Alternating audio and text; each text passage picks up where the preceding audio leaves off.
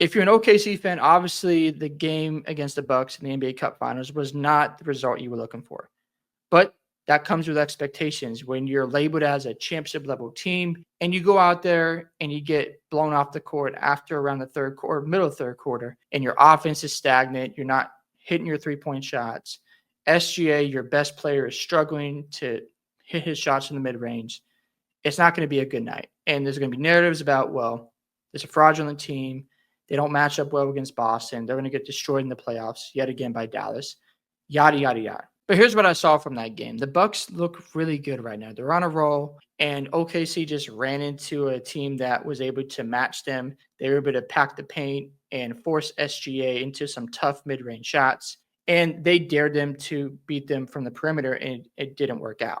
The other main takeaways is they don't have enough shot creators right now. Outside of SGA and Jalen Williams, who can put it on the floor and play make and score at the rim, there isn't a lot of other guys on that roster who can do the same things that Jalen Williams and SGA can do outside of Chet. But right now, Chet is hurt, and once he gets back, I think the offense will be better because now you have another guy who can put the ball on the floor, create for himself, get in the post, and score in the paint, and it will open up the offense even more. But I would say this about OKC's offense.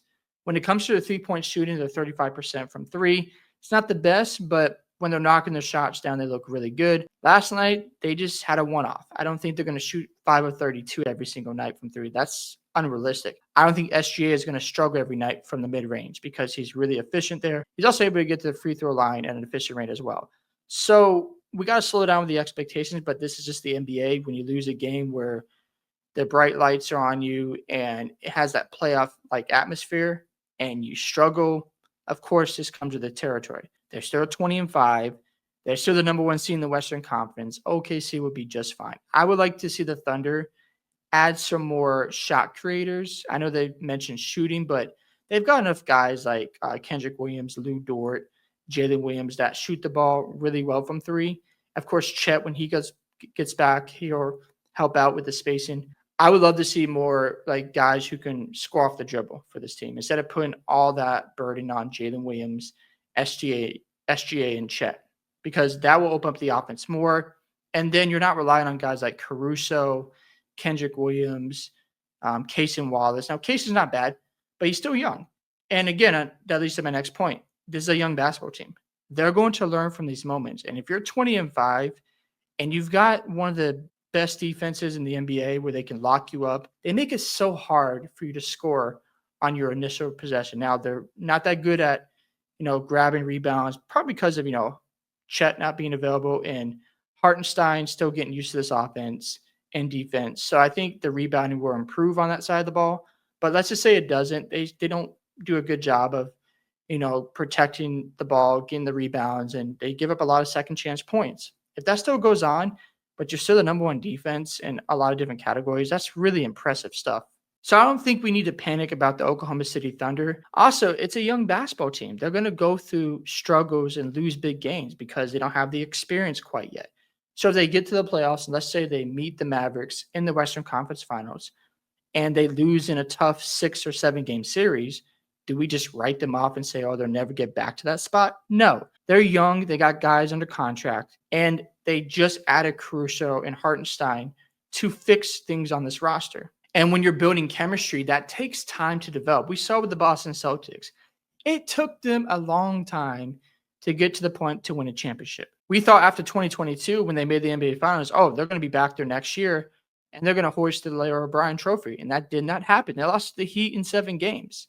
So when we're looking at chemistry, it takes time to build that, have that mesh together. Chet not getting enough time playing with Hartenstein might hurt them because they haven't played enough together. And when he gets back, I believe he'll be back in February or March, they got to build that chemistry. So when you're looking at this team, no need to overreact. Is it championship or bust? No, it's not. They're only going to get better. SGA is still a really good basketball player. And here's have his day where I think they're going to win a ring. I don't know when, probably in the next 2 years. That's what I think. And you might say, oh, it should happen sooner than that. They're young. It's going to take them time. They've got some weaknesses to work on, right? Their three-point shooting can improve. I think when it comes to shot creation, that can get better as well. A lot of these things will probably get fixed once Chet comes back. But is that going to be enough time for them to build that chemistry and go on a deep playoff run and win a championship against an experienced Celtics team? I don't think so. But that doesn't mean they're a bad basketball team. Doesn't mean they're frauds or that they'll never get over the hump. The Celtics went through the same process. They made multiple Eastern Conference Finals. They reconstructed the roster to complement Tatum and Brown. Oklahoma City has to go through the same process. So if it takes 2 to 3 seasons before this team reaches the mountaintop, cool, that's fine. I'm not going to freak out. Just because of the NBA Cup game, all of a sudden we're supposed to just give up on the Thunder. No, it doesn't work that way. The Bucks have more experience, so that's why they won against the Thunder. And OKC is just going to learn from this, and it's going to make them better as a basketball team. There's no reason to panic. Lou Dort, he's shooting 40% from three. He's been an elite defender for them. We saw how he played defense on Luka Doncic. They're young. They're only going to get better as a basketball team. I love where OKC is heading. They have all these draft picks to upgrade the roster. So let's just see how it plays out. Let's see where OKC ends up in the playoffs. And if they end up losing the Western Conference Finals, you go into the offseason and you do it all over again. You reconstruct your roster to build around your main core pieces, SGA, Chet, and Jalen Williams. Those are your main guys. So I love what OKC is doing. Yes, they had a tough loss against the Bucks. That is going to happen.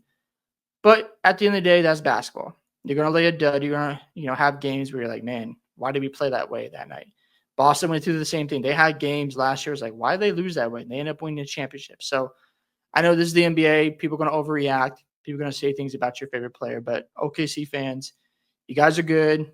It's going to be okay.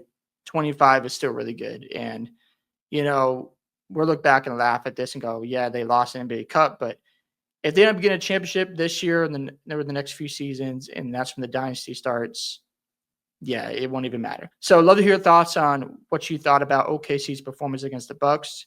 Are you freaking out? Are you doing good as an OKC fan? Don't forget to like and subscribe to the channel, and I'll see you in the next one.